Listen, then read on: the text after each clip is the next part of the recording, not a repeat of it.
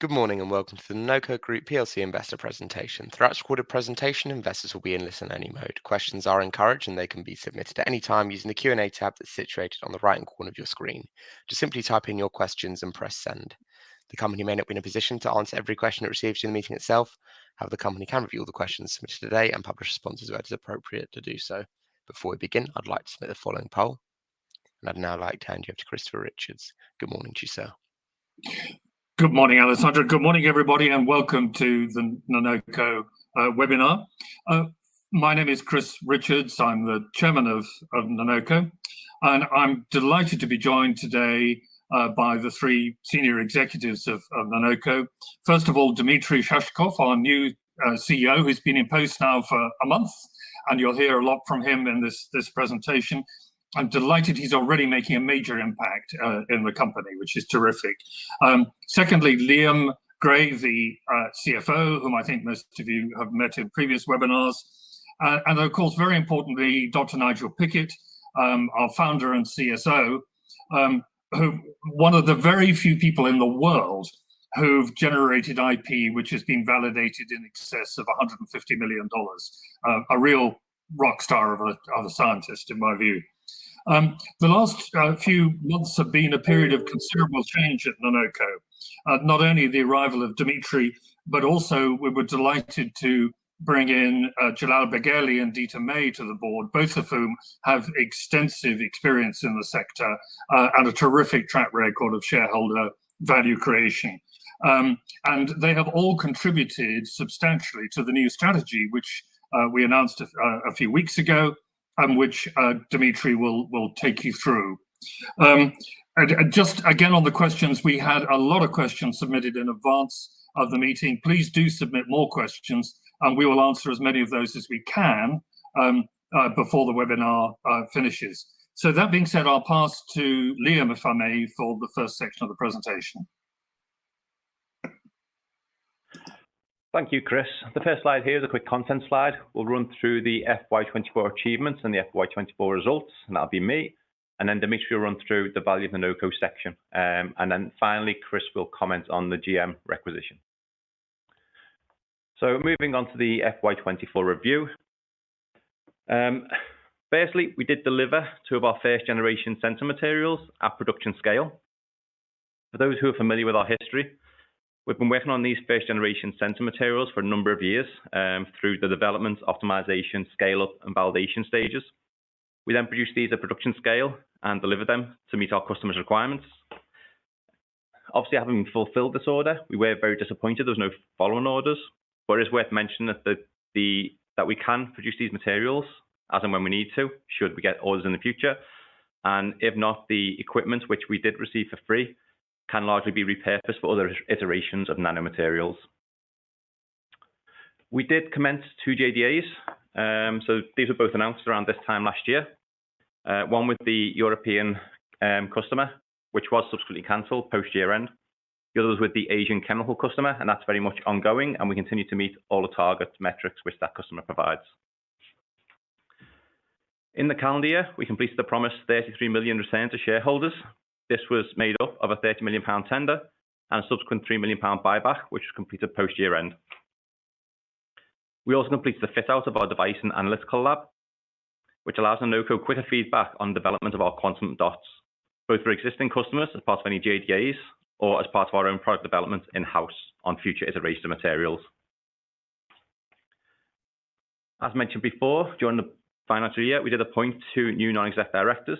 Dita May joined in February and has experience in leading optoelectronic component companies, and Dr. Jalal Bagheli joined in April and previously led Dialog Semiconductor for a number of years before they were acquired by Renesas.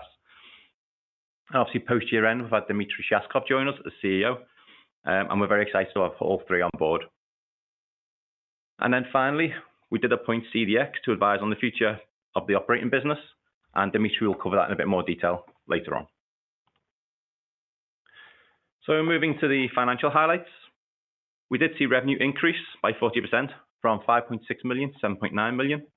And this is due to the full year impact of the Samsung license recognition, which has contributed 6 million of the 7.9. The other 1.9 million of revenue is from the two existing JDAs plus some small material sales through the year to other customers. The improvement in revenue has moved NANOCO from an adjusted EBITDA of 0.4 million to an adjusted EBITDA of 1.2 million. Again, as mentioned on the previous slide, we did return 33 million to shareholders during the year, with 1 million of that being completed post-year end. We continue to invest in our capabilities and complete the fit out of the device lab, which came at a cost of around 1.5 million during the financial year. And this allows us to make basic QD-enabled sensors at R&D scale, which again improves the feedback loop that the QD is produced. Our year-end cash is 20.3 million, and in a couple of slides, we'll look at the reconciliation between the opening position of cash during the financial year and the closing position of cash. And then finally, following the announcement by the European customer to cancel the ongoing JDA post-year end, we did announce a restructuring to right-size the business. This process is largely complete, and the savings from this process will be reflected in H2 of this financial year. Moving on to our summary income statement. As previously mentioned, revenue is up by 40%, or 2.3 million.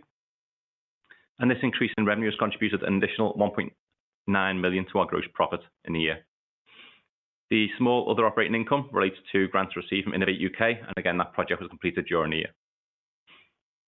Whilst we have seen a small spend in our R&D, our admin expenses have increased, which reflects the investment in the device lab, which is both additional space and also additional headcount. This all means we've moved from adjusted EBITDA of 0.4 million to an adjusted EBITDA of 1.2. Included in the other adjustment items line is a 2.7 million FX gain, and that largely relates to the Samsung cash we received during the year. We did hedge this amount at a rate of 1.22, and that's where this benefit is derived from. Offsetting that is a charge of 1 million for share-based payments. You'll see the prior year, some hefty numbers in there, and that all relates to the Samsung litigation. Again, the increase in depreciation relates to new premises for the accommodation of our device and analytical labs, and the tax charge towards the bottom largely relates to the withholding tax on the second tranche of receivables from Samsung, and we will be able to utilise that as an asset going forward against any future tax losses or future tax profits. This brings us down to a loss after tax of 1.3 million in the financial year. So as mentioned previously, this is a reconciliation of movements in cash. We started with 8.2 million, and then we have the net proceeds and the second receivable from a settlement of 58.8. During the financial year, we returned 33 million to shareholders, including costs, and returned a further £1 million post-year end. We repaid all 5.1 million of our external debt, and NANOCO is now fully debt-free. The tax paid again relates to Korean withholding tax of $3.25 million USD, along with some tax payable to the UK authorities from the prior year profits. And then we have the 1.5 million of capital expenditure on device analytical labs, and then some other movements which include working capital, lease repayments, and interest income of 3.7. This gets us back to our 20.3 million at the year end. So moving on to the summary, revenues are expected to fall in FY25 compared to FY24, and that's due to the decision post FY24 year end of the European customer cancelling the project. Our gross monthly cash burn is around 0.5 million per month, and this will incorporate the savings from the restructuring process we started post-year end in H2. Obviously, any additional revenues we identify and secure during the year will further reduce that cash burn. The fit out of the device lab and analytical lab is now complete at a cost of around 1.5 million and enables a quicker feedback loop on our materials. We've also completed the share buyback post the financial year end, delivering on our promise to return 33 million to shareholders. It's worth mentioning one area we are looking to invest in is in our BD development and capabilities, and that's something which Dimitri will touch on again in a few slides. And finally, on cash, there are no further significant capital requirements for the business, and our cash runway is secure for the foreseeable future. And so with that, I'll pass you on to Dimitri to introduce NANOCO. Yeah, thank you, Liam. Good morning, everybody. I'm happy to be here, and I'm looking forward to answering your questions, which I know you have submitted plenty, and I hope for more as we move through this presentation. My role today is to cover two topics, introduce myself and explain our strategy going forward. But before we get there, I'd like to start with a brief 1-minute video, which we recently released, which you should be able to see on your screens. At NANOCO, we lead in creating cutting-edge nanomaterials for diverse applications. Our world-class research team collaborates with production experts at our Runcorn facilities. With over 400 years of combined experience, we drive our innovations and make NANOCO one of the few companies capable of developing and producing bespoke materials in-house at commercial volumes. This team also secures our innovations with a robust portfolio of over 300 patents. Our patents cover material synthesis, composition, and integration methods for nanomaterials in devices. The strength of our IP was recently demonstrated when Samsung, the world's leading display company, took a very significant license over NANOCO's IP portfolio, with a particular focus on display technologies involving cadmium-free quantum dots. This endorsement speaks volumes about the quality of our IP portfolio. Yeah. So, short video, but it conveys some of the key messages which I will emphasize today. And that's the message, first and foremost, of our strong and validated IP. It so happens that just a few hours ago, we received the RNS circular where we confirmed that after conducting an independent valuation of our IP, we received the confirmation from an independent third party that our IP investment in the subsidiaries valued at 46 million pounds, quite a substantial value. I'm very pleased with that. Of course, this is just an accounting number derived using a particular accounting standards, as we should. It is our job as the management team to make this value visible to the shareholders and to realize that value through basically expanding our licensing program after very successful start to that program with Samsung, as all of you know. And we would be running that licensing program in parallel with growing our commercial business, selling our quantum dot products. So that really will be the key theme of our strategy going forward. With that, let me give you a brief introduction about myself and why I'm here. Not only what I'm here to do, but also why I'm excited to be here. My background is depicted here. Basically, I'd like to leave you with two thoughts. There were really two themes through my career over the last roughly 25 years. One theme, the first theme, is the advanced materials.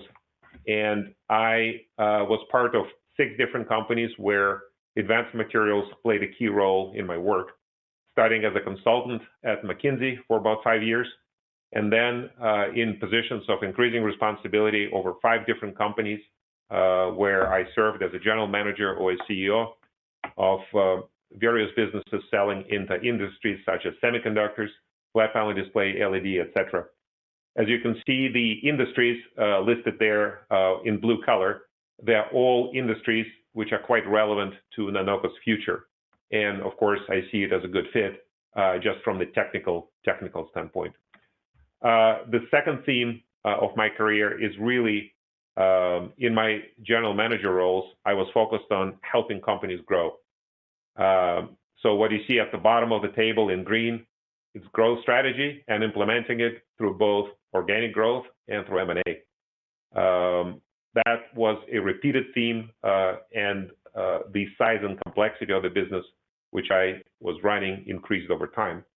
To give you a particular example, the last company, CPS Group, Critical Process Systems Group, which I took over in 2020 as a CEO.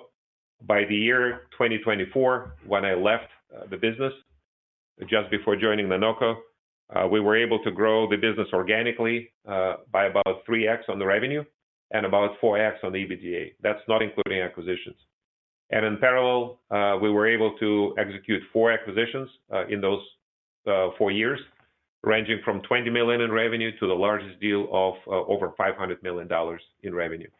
So I'm quite familiar in implementation of growth strategy, both through organic means as well as through M&A. And along the way, I also was playing a key role in selling CPS Group to a strategic acquirer, Excite. And I stayed post-acquisition to integrate the company and make sure that everything is operational. So again, my background really fits very well with what NANOCO is trying to do, and that was strong motivation for me to be here. Next slide, please. But the main motivation for me to be here is not about the technical tasks which I had. I was very impressed with the great assets of the company. First and foremost, a group of really dedicated and very, very qualified people. You may well know the long history NANOCO has in the industry, really is a trailblazer of this industry. And in addition to great people, it's also, of course, the R&D and the device lab facilities, very strong production facilities, and strong and validated IP. But as a trendsetter or trailblazer of the quantum dot industry, the company to date, until the Samsung settlement, wasn't able to really demonstrate that commercial value to the markets. And that's part of my job and part of my challenge. I really see this as a great opportunity, as a significant commercial upside to demonstrate that value to the customers and to the shareholders of the company. And for me personally, this is an opportunity to do what I really do well and what I enjoy doing. So that's in brief why I'm here. Next slide. Now, next, I'd like to tell you a little bit more about the strategy. It was set in our October announcement before my time, but I'm going to call it our strategy. I'm fully bought into this. This is my strategy. I own this, and I can, sign under every word which is presented here. First of all, as many of you know through prior discussions with the company, there are two key markets which are key to the future of NANOCO. One is flat panel display, and another one is the image sensor. What you see on the left, the bar chart, represents the 10-year forecast of the volume of various quantum dot applications. And this is from the latest report published a little bit earlier this year.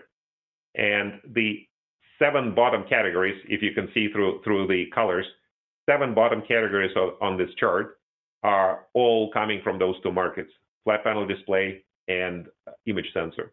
So without a doubt, in the short and in the medium term, this should be the centerpiece of our strategy to derive revenue and value from those two markets.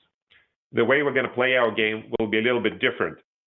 In the displays, there's at least 4 competing technologies which are utilizing or expect to be utilizing quantum dots in the future. The first two are liquid crystal and OLED, and they are relatively mature, meaning that there's several companies, global companies in high volume production utilizing quantum dot technology in their products. And at the same time, this segment of the market continues to grow. Almost every month we get new product announcements, and they continue to utilize quantum dot technology on a large scale. If you noticed, just maybe a week ago, it was revealed that the latest MacBook Pro from Apple is utilizing quantum dot technology for the first time in one of the Apple products. So we expect this growth to continue. So in this part of the market, liquid crystal and OLED, it's really our opportunity to drive near-term revenues, both through licensing and through product sales. And I'll talk a little bit more about this on the next slide where I explain the business model. But let's first finish with the technologies. The third display technology on the list is the micro LED technology. This technology is at a relatively early stage of growth. Product prototypes already exist, but nothing is in high volume yet. And at that stage in the market, our focus is on really developing joint development relationships with as many customers as we can who will pursue this relationship, who will pursue this technology on scale. And finally, the fourth technology on the list is EL display. This technology is still in its infancy, yet over the next 5 years, it is expected to launch into the mass market because it is a fundamentally superior technology, but it faces significant technical challenges at this point. Here, we're not going to make any investments, but we will monitor those developments and we will engage with the early adopters when the timing is right. So a little bit different posture because technologies are very, very different in their maturity. The next block is image sensor. That technology is quite young. There's a few commercial products in the market, but they are predominantly used for small or at best medium-sized applications. Nothing yet is at a high volume or at a wafer scale, as we say in the semiconductor world. But we expect this technology to go in volume over the next couple of years. So like with micro LEDs, we are focusing on joint development relationships with customers.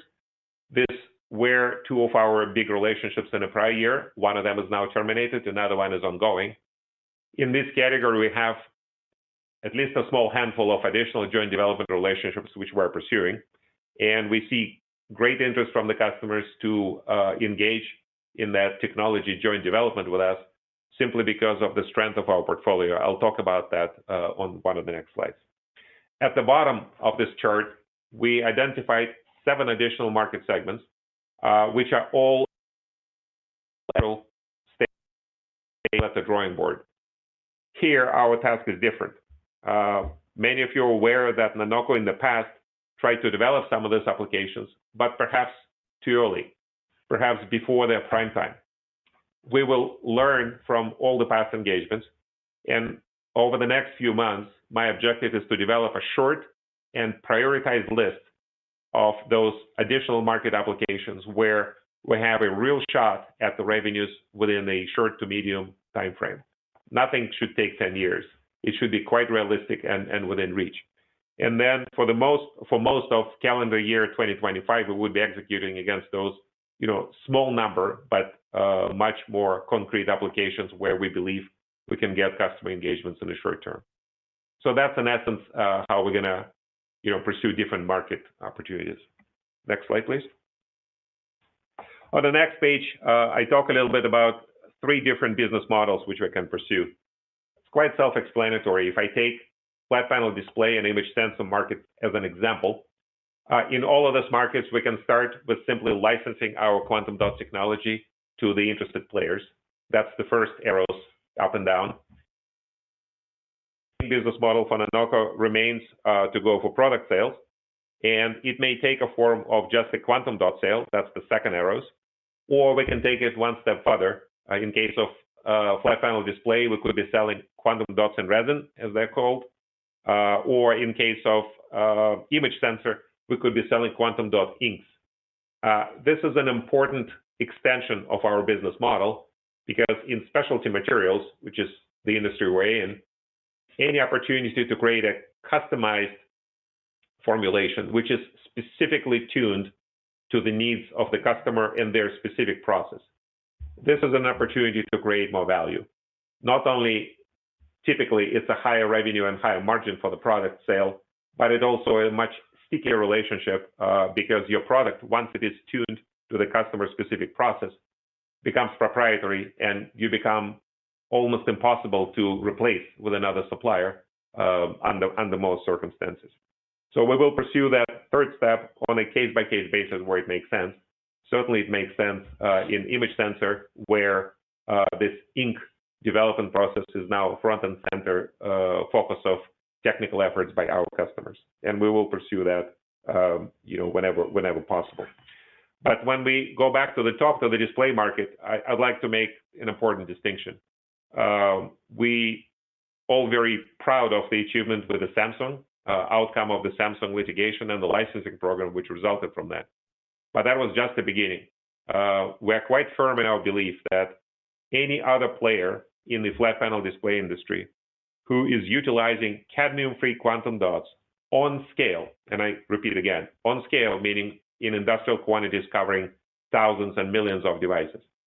Any player who produces those dots on scale will be in our IP territory. And we will pursue that field systematically, and we will develop additional licensing relationships with everybody who is utilizing our technology to date. And that program is quite complementary to the product sales. We will pursue both, and on a case-by-case basis, we can go for either licensing revenues or product revenue, or some combination thereof. But that really is the key to our strategy in displays. And the advantage of pursuing the licensing programs, it's much faster. As you can imagine, qualification of a new product may take months, and product performance needs to be confirmed all the way to the final device. So this may take time. Whereas the licensing relationship can start on a pretty short-term basis. So again, I think that's an important opportunity for us to help realize the value of NANOCO through this means. Next page. A few words about execution. Liam already covered the restructuring program. I'll just repeat that it's largely complete. As a result, we now right-size the organization, and our cash runway is now longer, giving us time to develop the business as we want it. Secondly, we continue to investing in our business development capabilities. My objective there is to have NANOCO commercial personnel in all three key regions of the world, being Western Europe, East Asia, and US, by early 2025. And we're well on track to be there. We'll update you as this happens. Thirdly, we'll continue to build our device lab capabilities. This is not for the sake of glory or just to show off. Having actual device capabilities puts us in a position to pursue those joint developments with customers, where we can both provide the customer device demos that our product actually works in a final device structure, as well as to pursue those higher value products such as inks, which would then be immediately applied to the customer fabrication facilities. And we do it on a full wafer scale, which is very important, especially for the image sensor market, where that's the path to productivity and to high volume consumer applications, which we believe will be developed over the next couple of years. And finally, last but not the least, most importantly, we will go for higher quantity, but also higher quality of customer engagement. In a flat panel display, again, we're going to pursue product sales and licensing opportunities in parallel with our cadmium-free quantum dot. And on the image sensor, we already have several engagements, and we're going to drive it to a high number.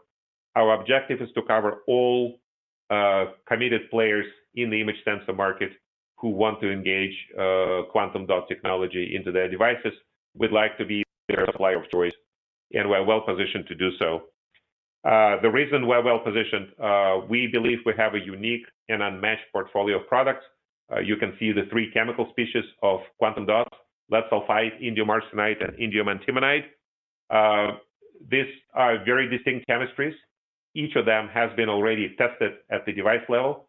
Some of these species already received very high evaluations from our customers as the highest performing quantum dot they've seen in their prototypes. So we believe with that portfolio, we're covering all the ground there is. We're not aware of any other chemistries which are even been attempted in the image sensor. And between those three quantum dot chemistries, we can cover a wide variety of wavelengths. And in the image sensor market, different wavelengths open doors to different opportunities. You would use different chemistry if you are trying to cover a defense application or aerial surveillance application or a product quality control application. All the automotive lidar type sensoring all require different wavelengths, and we are uniquely well positioned. Again, I'm not aware of any other company having anywhere close to our portfolio of capabilities, both in terms of chemistry and the wavelengths which we can cover in the device. So I think we're very well positioned to execute in this market in particular. Next page, please. My last slide will talk about appointment of CDX, and really I like to acknowledge that our strategy is effectively dual track. My mandate is to pursue commercial development of the company through licensing and product sales, but in parallel running the engagement with CDX so we can realize the sale of the operating business in relatively short order. First of all, we're already well engaged with CDX, and we're pursuing that process at pace. But before I go into any details, I'd just like to recap the rationale, why we're here, why did we decide as a company to appoint CDX as advisors and to pursue those strategic options. For me, the answer is quite obvious. Markets today do not value our operating business. And we can complain about it, but I would rather just do something about it. And for me, the best way is to demonstrate the commercial value of the business in parallel while engaging with an investment bank where we will be matched with quite a large number of potentially interested acquirers, and that's how the value of the company would be validated through a transaction. In addition, we without a doubt are suffering from significant costs of being a small but listed entity. This come as direct costs. I can only imagine the number of opportunities which are going past us because we are perceived as a small company, perhaps not as capable as somebody who, an umbrella of a larger company which provides additional capabilities. It comes in the form of growth capital, expanded presence geographically, and as well as technical and human resources. And all of the factors just point to that we as a company will realize our value best in the hands of a larger entity, which could be financial, could be strategic, I'll tell you. And we're pursuing all of these options, leaving all of them on the table at this point. Why we chose CDX? Quite simple. They are a boutique bank, but have quite a distinguished track record, specifically in the TMT, in the technology sector. They basically pursued over 500 deals and closed deals in excess of $600 billion. So a very respectable track record there. Some of the household name companies were part of CDX transactions. And they're highly focused on the high-tech sector, which is important because they bring a significant relationship network, which is really global. Our engagement list is quite broad, and I think we expect to receive strong response from potential buyers. So I realize that running this dual track, commercial development and M&A in parallel is challenging, but I'm also encouraged by the fact that the two processes are mutually reinforcing. Success in one also drives success in the other and vice versa. And I also realize that we have all the right resources to execute, and I'm fully confident that we will be successful on that track. That's the right thing to do for the company at this stage.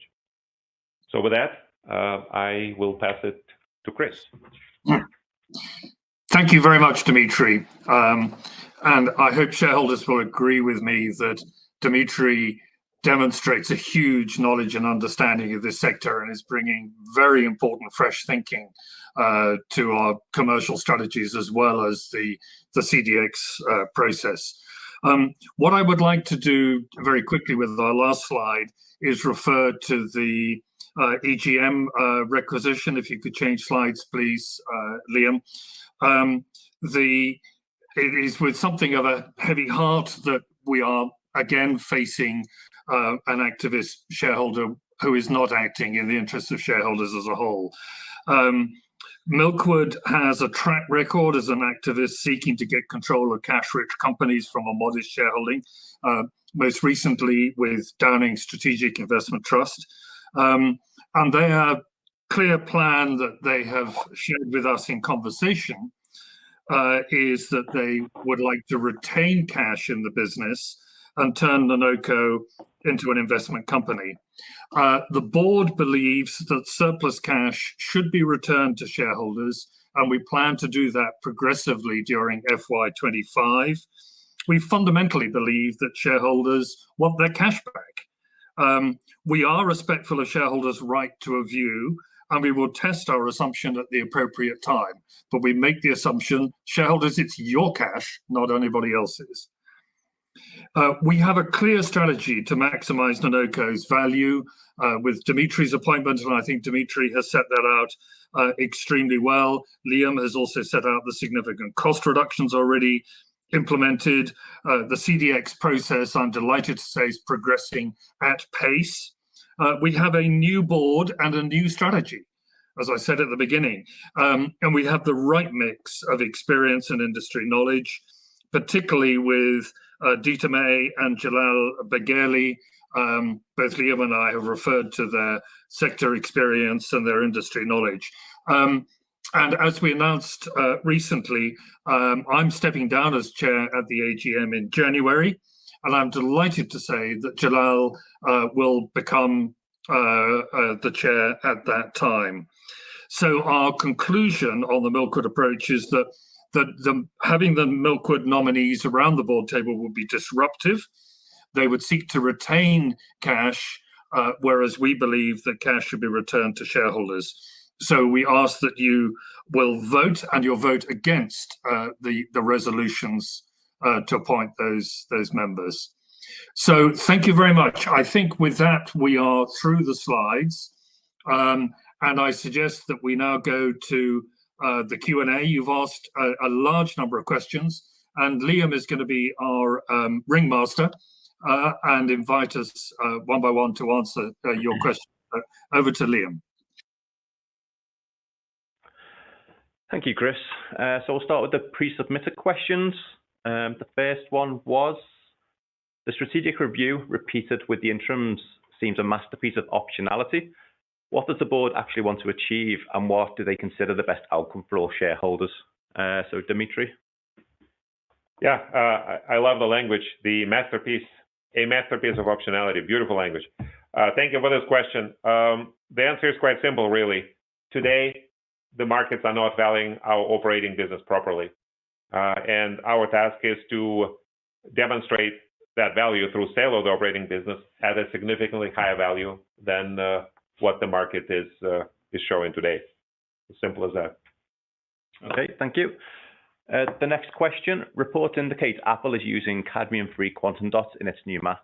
What work is being undertaken to determine if Apple is infringing NANOCO's IP? And do you stand by your assessment or assertion that you don't think it's possible to make cadmium-free quantum dots without infringing NANOCO's IP? So Nigel? Oh, thank you for the question. Yeah, I can't really talk about any specific case at the moment, as you probably can understand. And also, supply chains can be quite long and complicated.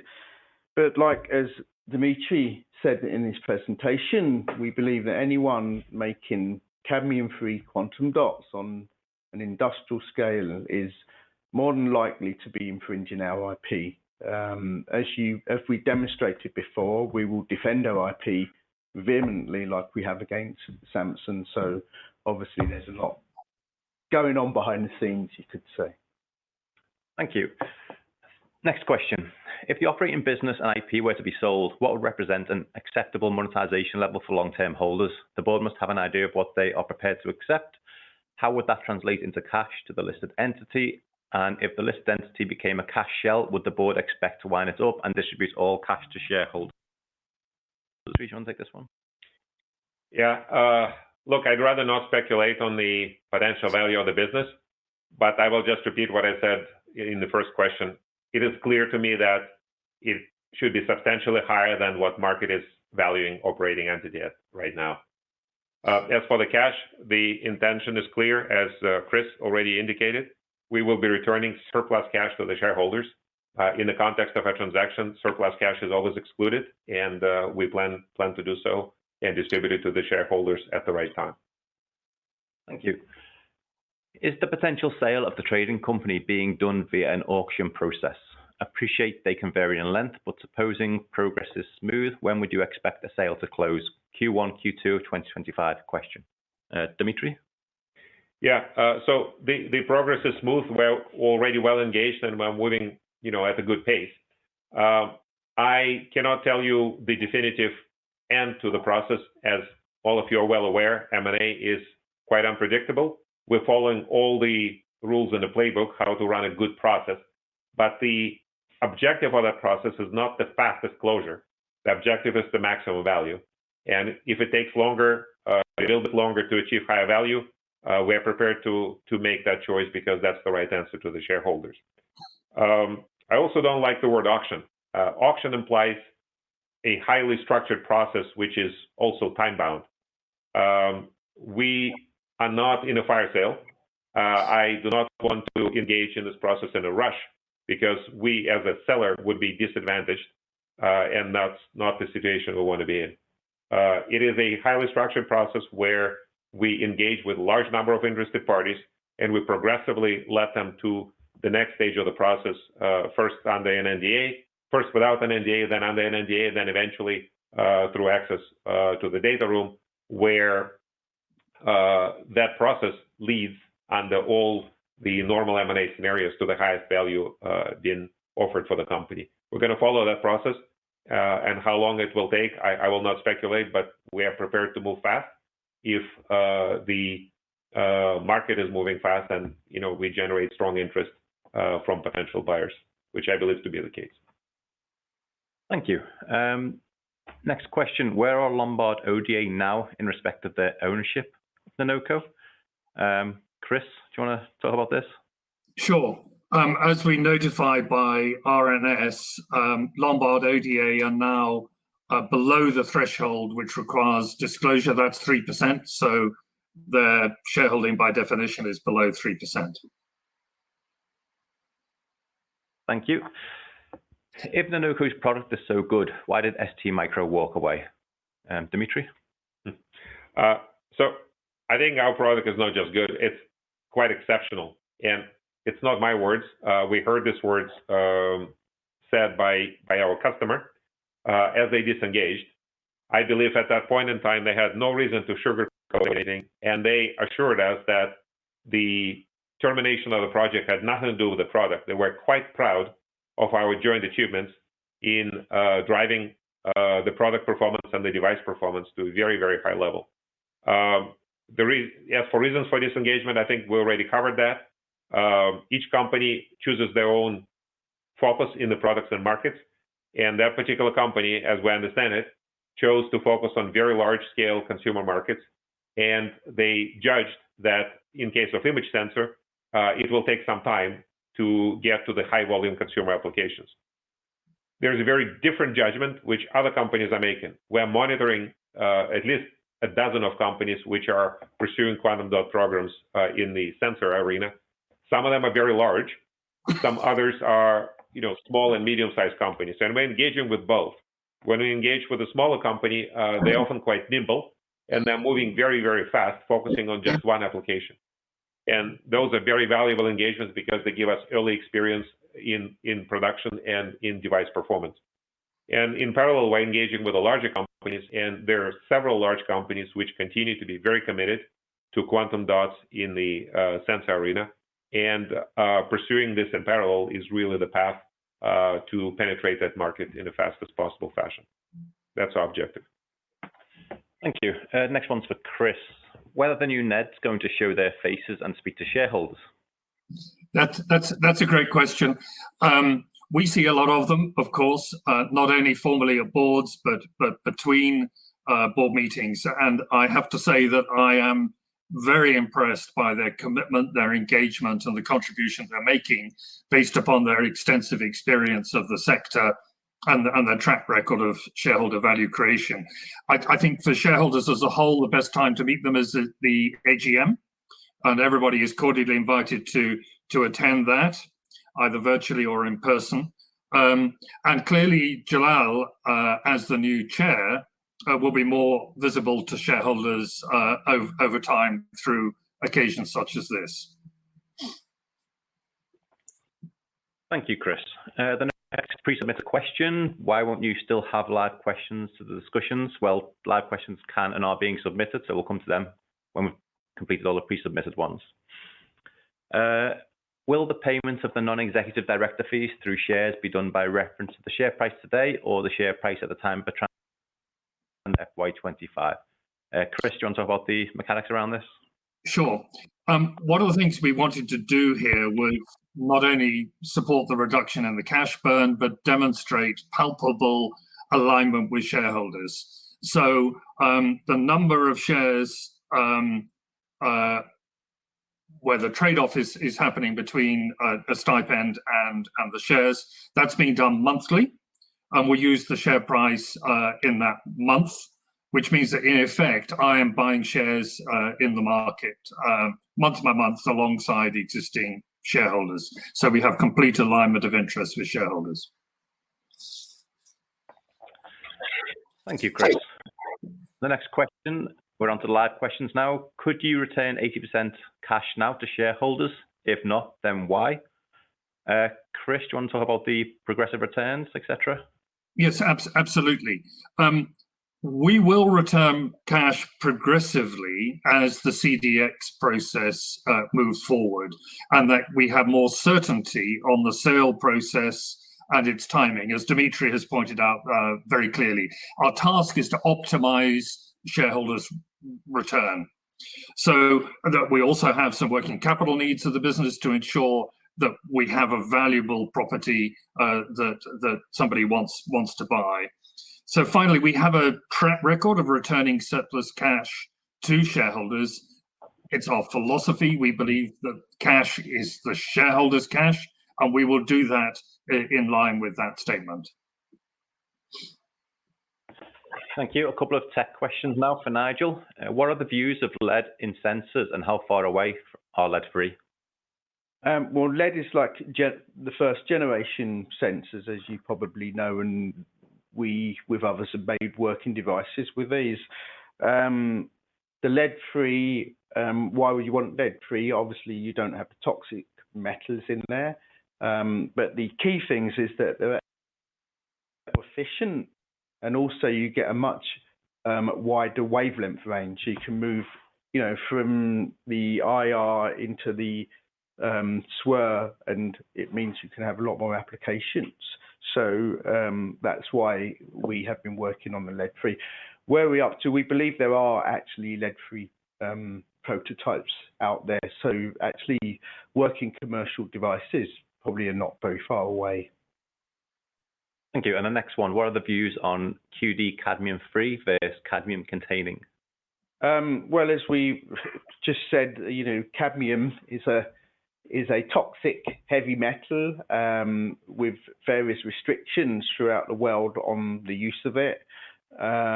Initially, for the display, the cadmium quantum dots were better, but now cadmium-free, relatively similar to each other. And obviously, the cadmium, the cadmium-free are not toxic. Thank you, Nigel. Quite a lengthy question here. You will understand the shareholders are angry. The last two CEOs promised us a lot over the years and nothing was implemented. Whether it was the cooperation with Apple or this time with ST Micro, NANOCO is not able to generate commercial orders and the share price has collapsed massively since then. And many are of the opinion that the settlement was below fair value. What are you doing differently than the two predecessors? And I think this is aimed at you, Dimitri.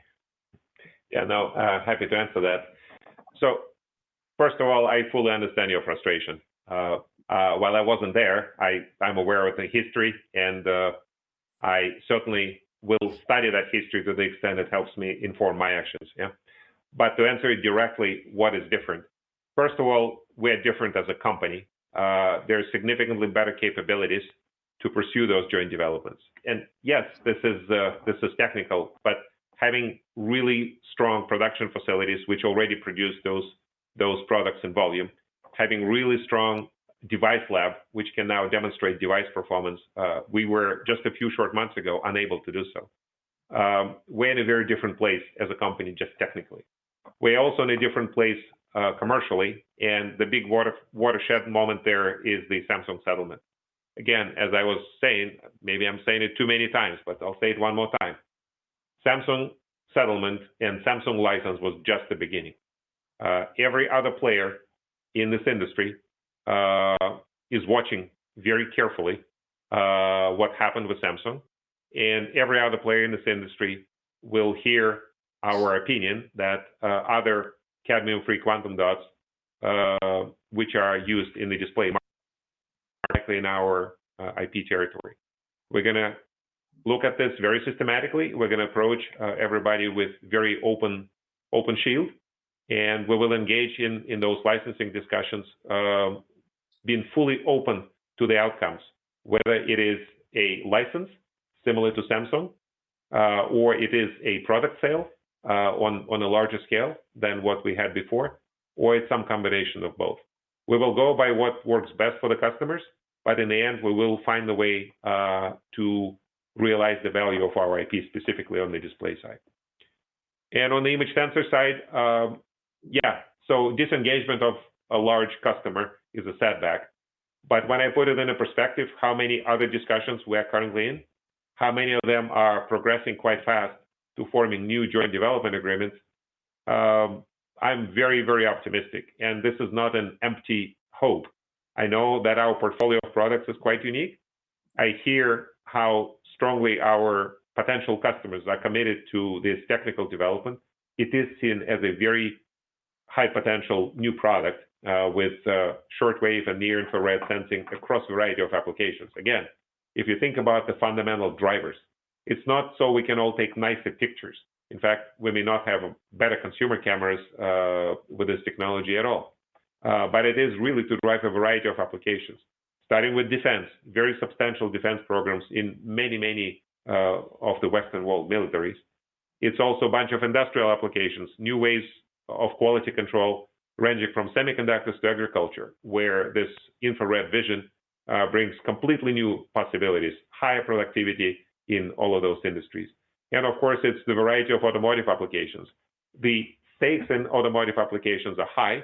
Your sensors need to be proven super reliable and very, very reproducible in their performance. But once automotive industry engages and then becomes the new standard of technology, the volumes expected from there, given proliferation of autonomous vehicles and just for the normal LiDAR type applications, is huge. So we are big believers in this, and we already see evidence of much better engagement with potential customers than before. Sorry for a long answer, but this deserves a bit of detail because I understand it's natural after many years to be skeptical, right? Well, a bunch of words. The best proof would be in the actions. And as we've done before, we will continue to highlight our successes in the commercial development. We'll continue to communicate them to the shareholders. And I think actions will speak louder than words. Thank you, Dimitri. Next question. Why are you planning to sell just the IP and not the entire company? Is it because shareholders have to agree to a complete sale and a sale of the IP does not require shareholder approval? Or do you believe that you can generate more by selling the IP than by selling the entire company? What's the timetable, and are there already discussions with interested parties? Chris? Yeah, it's a very important point here. Our IP and all of the operating business lies in NANOCO Technologies Limited, below the PLC. So it is not the case that we are aiming just to sell the IP. We're aiming to sell the operating business. And I think it's really important. Our IP has huge value, but as Dimitri mentioned right at the beginning of this call, the IP has much more value if it is accompanied by a team of people who know how to manage it, deploy it, develop it further, and a network of commercial contacts. And that's why we believe that this is by far the most shareholder enhancing path to sell the operating business. And in terms of timing, Dimitri has referred to that. We're already engaging with CDX at pace.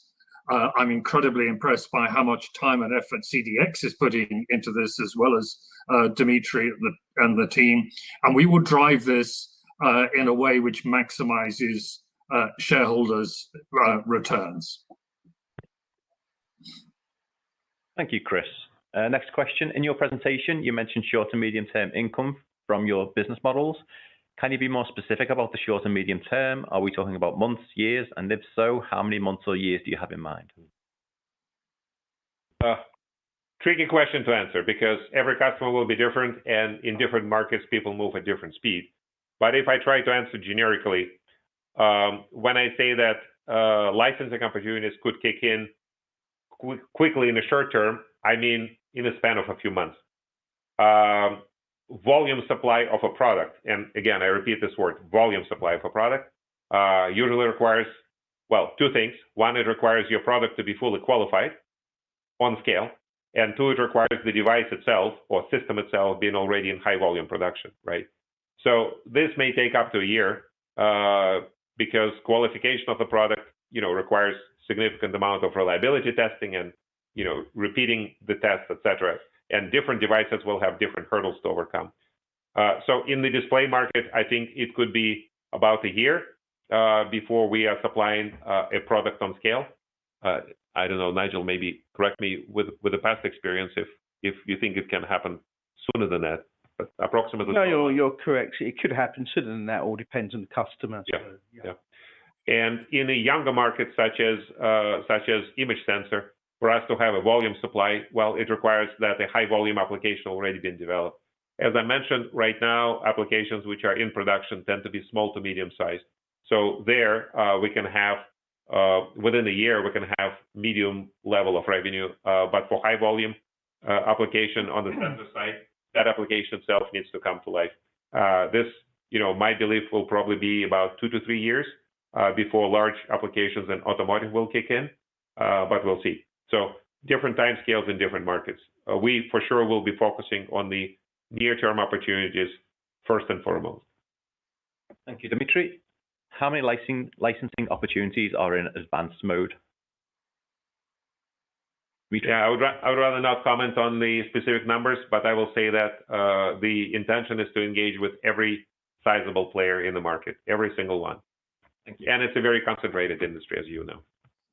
Next question. You seem very convinced of NANOCO's potential. Why haven't you bought any shares yet and thus demonstrated confidence in the company and its future market value?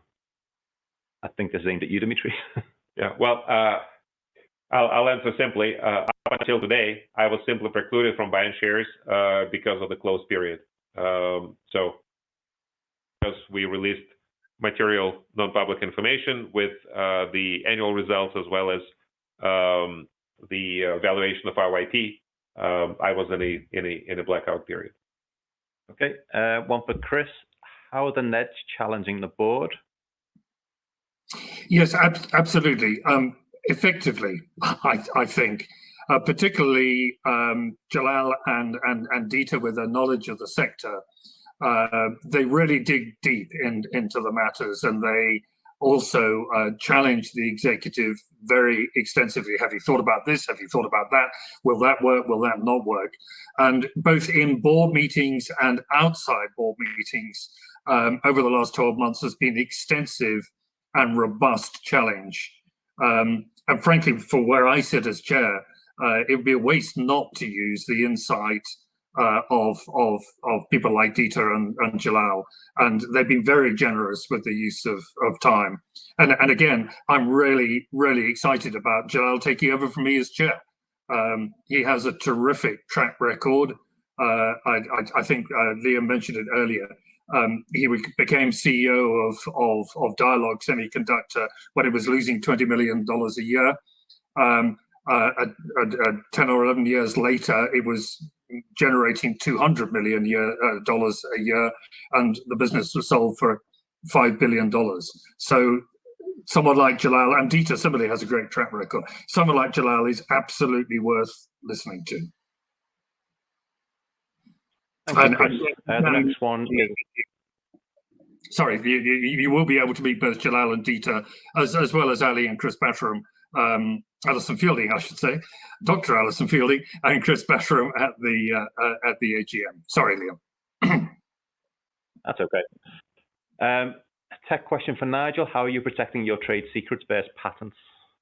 Yeah, we're using exactly the same process as we do with our patents. All the trade secrets are written up, literally like in a patent form, and deposited with our patent lawyers. The only difference is none of it ever becomes public, obviously. Okay, thank you. The validation of the IP was quite some time ago. Why has no litigation taken place against other infringers? Does the lack of action imply no one else is infringing? I'll take that. Yeah, so I cannot speak to the past, but I will say confidently that we will definitely proceed at a good pace with the licensing program against anybody we will find infringing on our cadmium-free quantum dots. Lack of action does not imply that no one else is infringing. It's quite the opposite. We believe every single player pursuing cadmium-free quantum dots on scale in the display market is infringing on our IP. Simple as that. Thank you. Next question. The previous CEO repeatedly stated the belief that CFQDs could not be manufactured commercially without infringing the NANOCO IP. Does this level of confidence in IP coverage extend to Gen 1 and Gen 2 QDs for IR sensing? Nigel?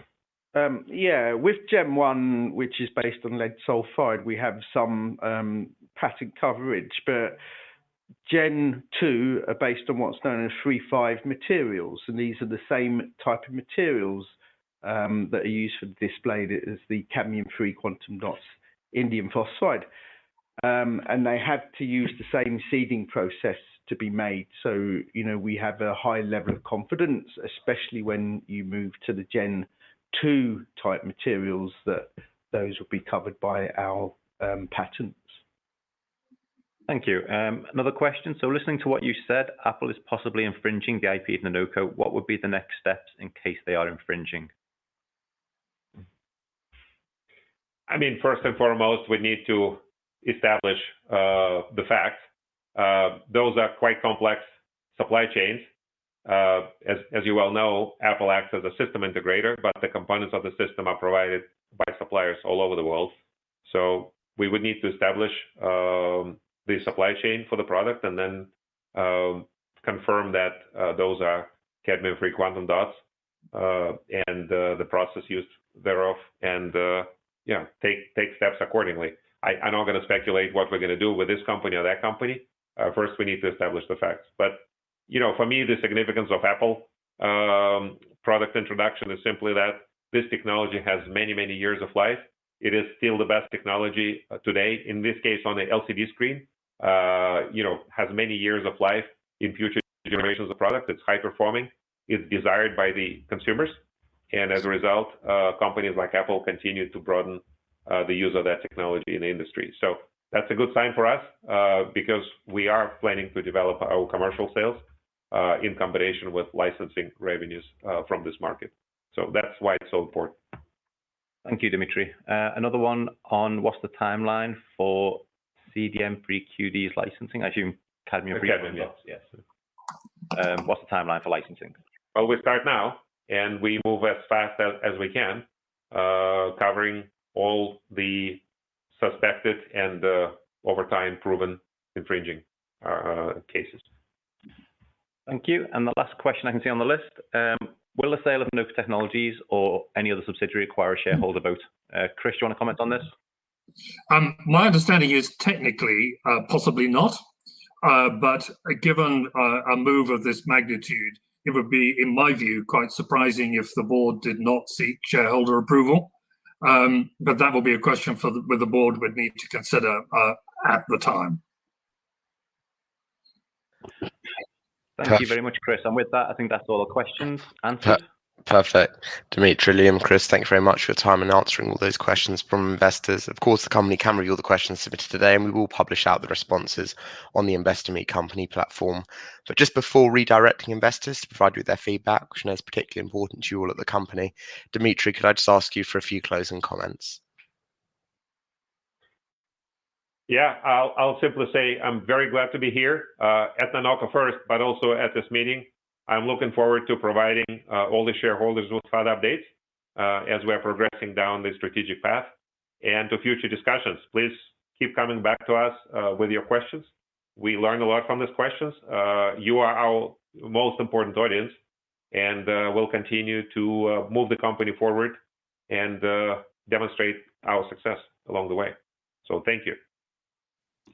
Dimitri, that's great. Thank you once again for updating investors today. Could I please ask investors not to close the session, as you now be automatically redirected to provide your feedback in order that the management team can better understand your views and expectations. This will only take a few moments to complete, but I'm sure will be greatly valued by the company.